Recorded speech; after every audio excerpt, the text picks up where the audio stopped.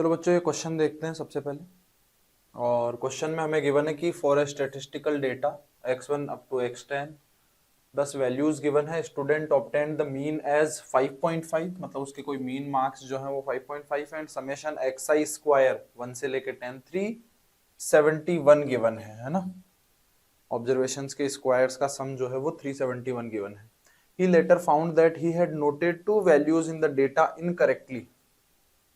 ठीक है, 4 and 5 instead of correct values 6 and 10। Basically 6 और 8 एक्चुअल वैल्यूज थी, उनको उसने 4 and 5 लिख दिया।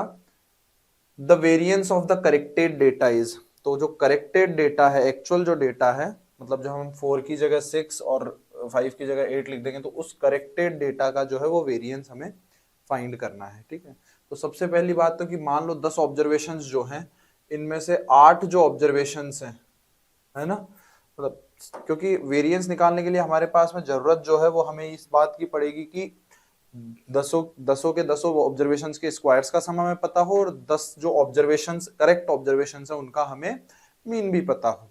ठीक बात है। तो यहाँ पे सबसे पहले तो अपन क्या करेंगे कि भाई सबसे पहले तो एक काम करते हैं, करेक्ट मीन निकाल लेते हैं। तो करेक्ट मीन के हिसाब से अगर मैं बात करूं कि xi 1 से लेके 10 तक का समय का जो सम आएगा वो तो आएगा 55 भाई, 5.5 इंटू 10। सही बात है। अब इनमें से जो 8 का जो सम है, मैं ऐसे ही लिख दे रहा हूं ना, 8 का जो सम है वो, और बाकी के दो जो थे वो 4 और 5 थे, 4 और 5 थे, इनका सम, इसका मतलब है 55 दे रखा है, ये तो गिवन है। तो इसका मतलब है 8 का जो सम है, 8 ऑब्जर्वेशंस जो है करेक्ट, जो 8 ऑब्जर्वेशंस है उनका सम जो है वो अपने पास में कितना आ गया, 46 आ गया इन 8 ऑब्जर्वेशंस का। अब हमें क्या फाइंड आउट करना है, हमें फाइंड आउट करना है कि 10 जो करेक्ट ऑब्जर्वेशंस है उनका सम कितना है। तो 10 जो करेक्ट ऑब्जर्वेशंस है, तो इसका मतलब है कि भाई 8 जो करेक्ट ऑब्जर्वेशंस है वो प्लस बाकी 9th और 10th ऑब्जर्वेशंस, इनका सम कितना आ जाएगा। तो भाई बेसिकली इधर 6 और 8 मतलब 14 ऐड कर दिया, तो 46 प्लस 14 मतलब 60 आ गया।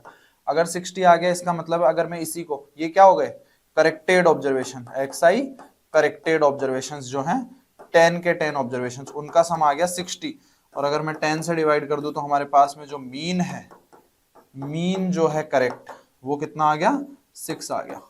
करेक्ट मीन जो है वो 6 आ गया। ठीक है, अब इसके बाद में क्या बोलेंगे भैया, इसके बाद में ये बोलेंगे कि हम, अच्छा अगर मैं बात करूं कि xi स्क्वायर ये दे रखा है हमें 10 ऑब्जर्वेशंस का, स्क्वायर्स का सम 371 गिवन है।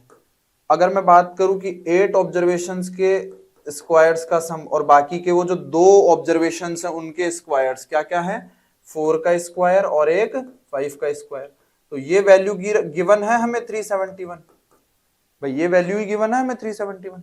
तो यहां से कितना हो जाएगा, 25 प्लस 16, तो ये हो जाएगा अपने पास में 41। तो 41 उधर भेज करके हम जो है करेक्ट 8 ऑब्जर्वेशंस के स्क्वायर्स का सम निकाल लेंगे। 8 ऑब्जर्वेशंस के स्क्वायर्स का जो सम है वो हमारे पास में कितना आ जाएगा, 41 इधर सब्ट्रैक्ट कर देंगे तो ये आ जाएगा हमारे पास में 330। ठीक है, अब लेकिन हमें तो 10 के 10 ऑब्जर्वेशंस के 10 के 10 करेक्ट ऑब्जर्वेशंस के स्क्वायर्स का सम चाहिए। तो यहाँ पे जो है वो 2 करेक्ट ऑब्जर्वेशंस के स्क्वायर्स को ऐड कर देंगे। तो यहाँ पे समेशन कहाँ, xi स्क्वायर 8 ऑब्जर्वेशंस प्लस इधर से 6 का स्क्वायर प्लस 8 का स्क्वायर, है ना, और ये आ जाएगा हमारे पास में 330 प्लस बेसिकली 6 का स्क्वायर हो जाएगा 36, 8 का स्क्वायर हो जाएगा 64 मतलब 100। तो ये हो गया हमारे पास में 430। तो जो करेक्ट ऑब्जर्वेशंस हैं 10 के 10 करेक्ट ऑब्जर्वेशंस हैं 10 के 10, उनके स्क्वायर्स का सम जो है वो अपने पास में कितना आ गया, 430। तो सिग्मा स्क्वायर निकाल लेते हैं। सिग्मा स्क्वायर क्या होगा, सारे के सारे 10 करेक्टेड ऑब्जर्वेशंस के स्क्वायर्स का सम, बेसिकली इनका मीन माइनस जो करेक्टेड मीन है उसका होल स्क्वायर। तो यहां से ये कितना आ जाएगा, ये 430 minus sorry divided by 10 minus ये मीन अभी अभी हमने निकाला था करेक्टेड मीन 6, तो ये 36।